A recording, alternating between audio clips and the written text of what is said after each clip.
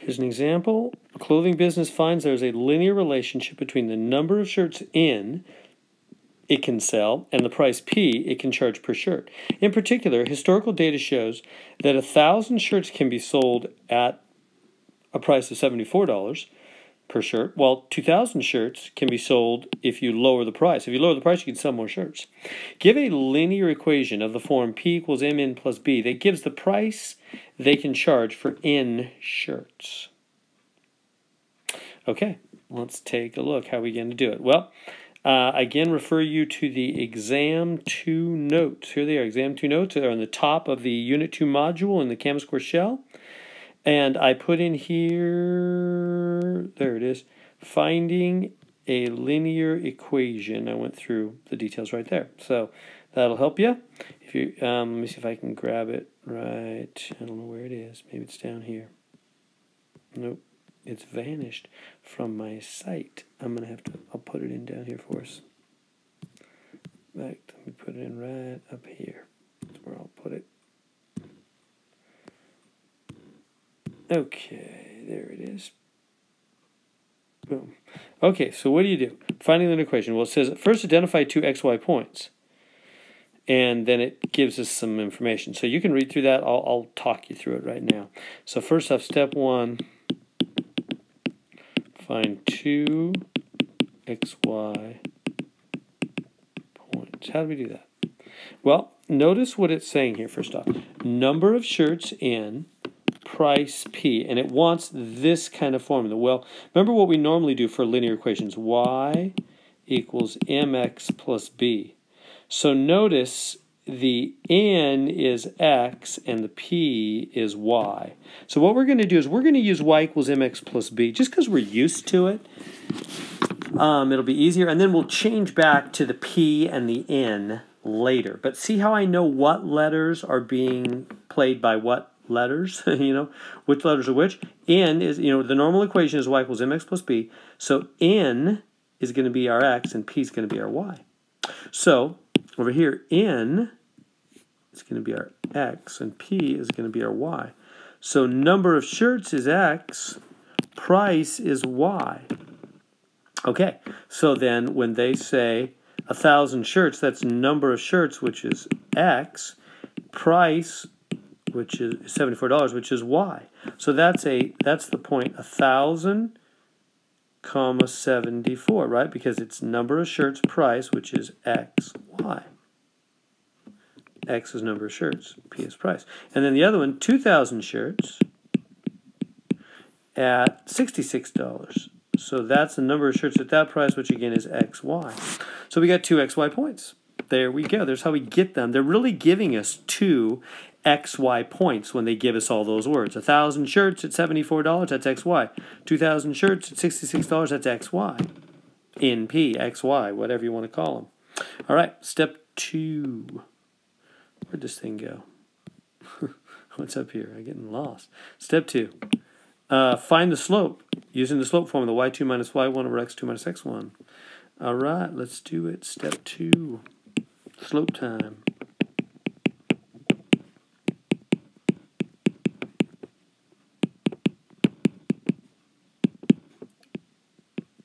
Okay, so y2 minus y1 over x2 minus x1.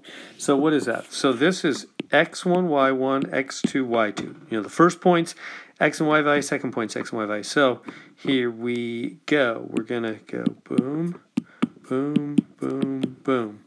We're going to have minus signs in between these guys. So y2, 66, minus y1, 74. Over x2, 2,000, minus x1, 1,000. So that's what, minus 8 over 1,000. Minus 8 over 1,000.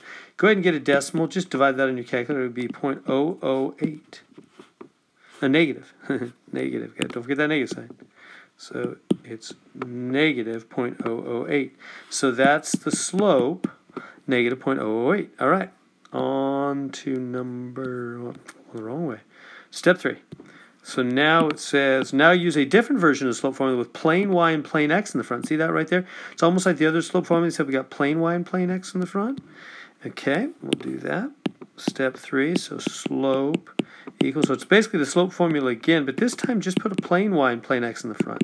Everything else is the same. And if you read those instructions, it says plug in. Plug in what? Plug in the slope. Slope is this, so this slope is going to go right there. So it'll be negative 0.008 equals, and then y minus x minus, and then x1, y1, which are right here. x1's 1,000, goes on the bottom. y1 is 74. So we just plug in the slope we just found, and the x1 and the y1. That's step 3. And then step 4, cross multiply. So we're going to cross multiply. How's that going to work? We're going to put this over 1 and go diagonal, diagonal, like that. So you get negative 0.008 times x minus 1,000 equals 1 times y minus 74. Distribute minus 0.00x plus 8 equals distribute y minus 74. Okay, so now what? That's step 3. Step 4. Or maybe that was step 4. I don't know. Cross multiply, then solve for y. That was step 4, I guess. Cross multiply here. Cross multiply, and then step 5. Solve for y. So this was step 4, cross multiply. Now solve for y. So solve for y, it's not too bad. We're just going to add 74 to both sides. And what do we get? Y equals minus 0.008x plus, what's that, 82? 74 and 882. Okay, got y alone. And then it says, finally, step 6, change back to the original letters. Y is P, X is in, boom, we go. Okay, yeah. So then we go, okay, we've got this, let me write it on the left here. Y equals minus 0.008x plus 82. And so remember what we said up here? We said what? We said in is X, P is Y.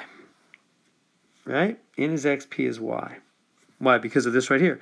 The normal form is y equals mx plus b, but they asked us to find p equals mn plus b, so p is y, n is x. P is y, n is x. P is y, n is x. So p is y. So this is p is y, and n is x. So there we go. There is the formula they wanted. That's a relationship between price and number of shirts that can be sold. So there's the steps for making that happen on number 7.